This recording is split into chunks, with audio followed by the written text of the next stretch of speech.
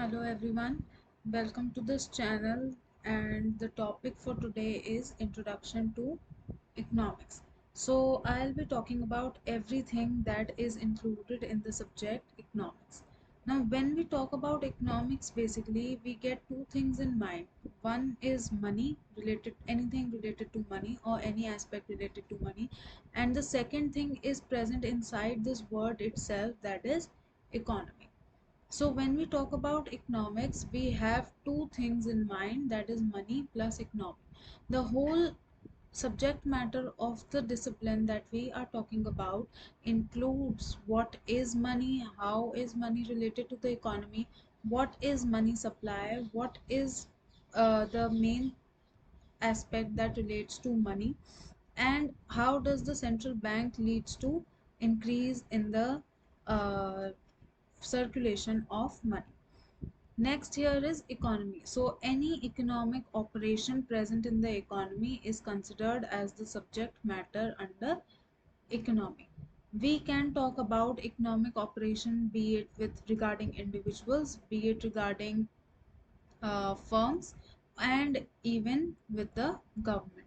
So now economy is divided three into two parts, we can say, or you can say two sectors or two branches, whole wholesome, that is microeconomics and macroeconomics, that we will be talking about later. So coming on to what is economics, basically regarding just the term economics, we'll talk about economics, that is including how resources are allocated to satisfy the unlimited needs and wants. So what did we get? First is unlimited needs and wants, that we people have unlimited needs and wants. And the second thing here is, that is resources that are scarce. So in general, if we talk about the resources, we have scarce resources. Suppose if I talk about oil, we talk about natural gas, we talk about coal, we talk about gold, silver, etc., any type of metal. These are all called resources that are scarce in nature. Why are they scarce? Because they cannot be replenished again and again, and cannot be used again when once they are exploited or fully finished. Coming back to the first one, that is unlimited needs and wants, here we can say that each individual in the economy has unlimited needs and wants. In the case that I or you may be having different types of needs. Suppose we have needs of, we can say, mobile phone, or we can say toothbrush, toothpaste, anything that is related to our daily life. Not mobile phone. Mobile phone can be equivalent to a want, and not everyone can have it.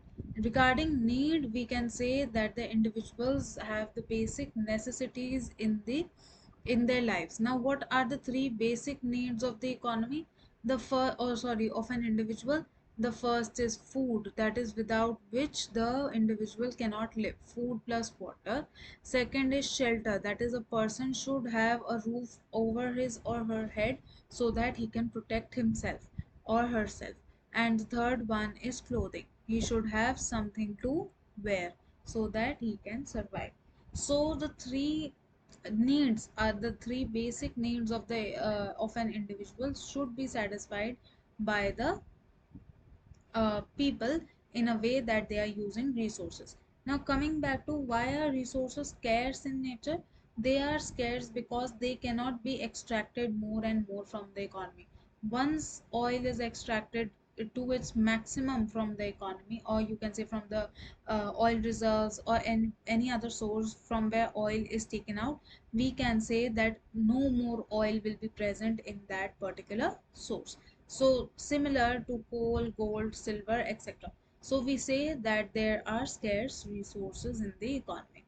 Economics is considered to be a social science. Now why social science? Here social depicts society, or I can say that is related to the people or the interaction of human beings among each other. And by science, it follows rules, it follows regulations, it has theorems, it has, you can say, scientific methods to apply, and so it is called, it is a science. So we can say that in general, economics is a social science. Why? Because it includes the study of the society, or you can say yourself, myself, and it also has different scientific methods, rules, and regulations that are followed to keep in mind the basic functioning of the economy.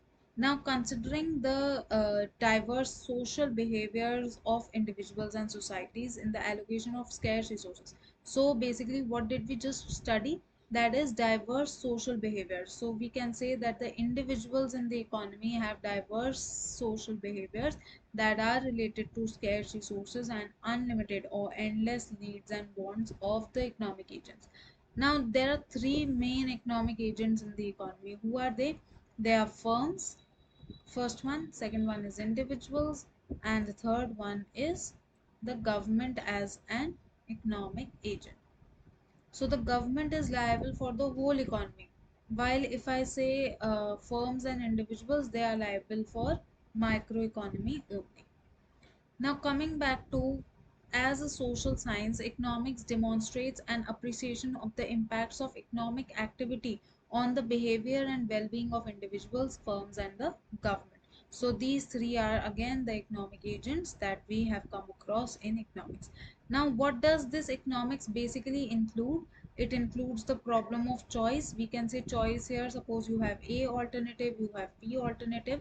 With the budget in hand, you will be choosing either of the two alternatives, and then you will be deciding which to purchase. Next is behavioral economics. Here we can say that the behavior of the individuals again, that will be a main point in economics. The role of the government in the economics, that is for obviously related to functioning of the economy as a whole. Next is market failure. Market failure is when the resources that are allocated in the economy are not allocated properly and to their optimal position. Next is statistics to measure economic well-being. So to measure economic well-being, we can say that economic well-being is related to money that a person has. So when I consider money that a person has, we can say that statistics to measure the economic well-being, in the sense that the economy has role of measuring this money that is present with the people, and how can they actually live with that and have the living standards increased or improved.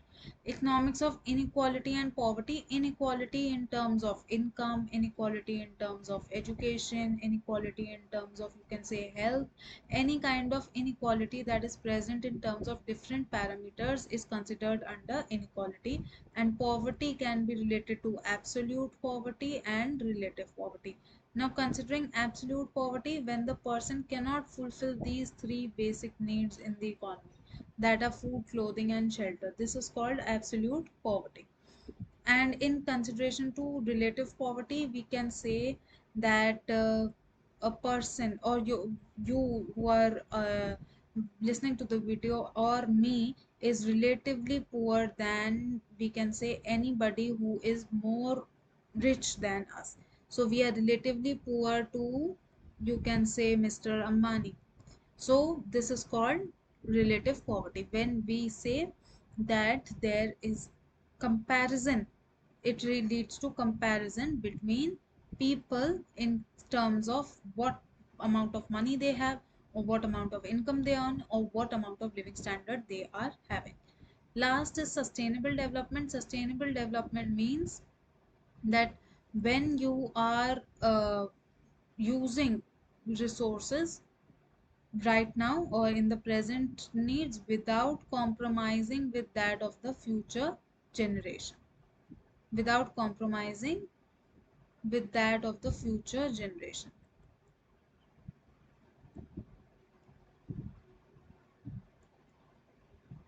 So what does this mean actually? That if I consider these resources that we just talked about, oil, natural gas, coal, gold, and silver, if we are using these resources in the present, we should consider that our forthcoming generations, or you can say our future generations, will also need these resources for themselves. So we should use these resources in the present in such a way that we cater to the we cater to preserving these resources for the future generation as well.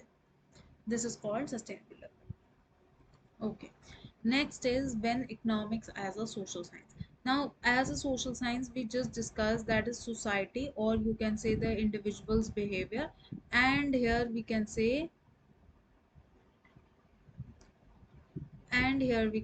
science as, you can say here, rules and regulations and laws maybe, and even scientific methods applied to what? To the behavior of the individuals or the society. So as a social science, we can say that it examines choices of consumers, producers, governments by using appropriate models and theories. That is a part of science. Now, while economics is often associated with facts and empirical evidence, it also examines the different social behaviors of individuals, firms, and nations in different situations. So, this is absolutely correct. That is again a different, means not a different, but a sensible meaning of social science, which includes that the social behaviors of the individuals, firms, and nations related to the social aspect of social science, and often associated with facts and empirical evidence related to science. So, economics is a social science. Now, we have a concept here, wise choices. Wise choices we will be studying in the next slide. Wise choices are basically these 9 concepts that leads or are used in economics apparently. So they are studied at 3 levels, basically at the level of households and firms, at the level of the government, or you can say macroeconomy, and at the level of international government, or when you can say trade is happening between countries. Okay. Next we have are the two branches of economics. Now microeconomics and macroeconomics is relatively very easy to any of the concepts and topics of economics. Now if I consider microeconomics is the literal meaning of the term micro here means small, or you can say individual. So this microeconomics relates to in single or individual aspects. And if I say macroeconomics here, the literal meaning of the term macro means big, or you can say wholesome, right? So in case we have here whole, or you can say entire economy. Fine. So in this case, microeconomics, coming back to microeconomics, how are prices determined in the particular markets, or you can say determination of the best ways to allocate different resources to their alternative uses. And if I consider macroeconomics, the causes and consequences of short-term fluctuations in the economic activity. Business cycles are generally this trend line cycles that we witness in the economy. We have different you can say trough, depression, recession, peak, and anything like any phases of the business cycle like that. And this leads to a wholesome aspect in the economy. Why wholesome? Because you can say that it is of the entire economy and not for a particular sector. And long run economic growth and development, obviously growth and development is for the whole economy, not for a single individual. It may be for a single individual, but this will be a microeconomic concept then. Okay, so we have next is the 9 central concepts in economics that we just studied the acronym for it, that is wise and choices. So W we have is well-being, I we have is interdependence, S is for scarcity, E is for efficiency, C again, CHO is the complete means 3 letter fragment here, that is for choices. I is for, you can say, intervention, and C again is for change. E is for equity, and the last S is for sustainability.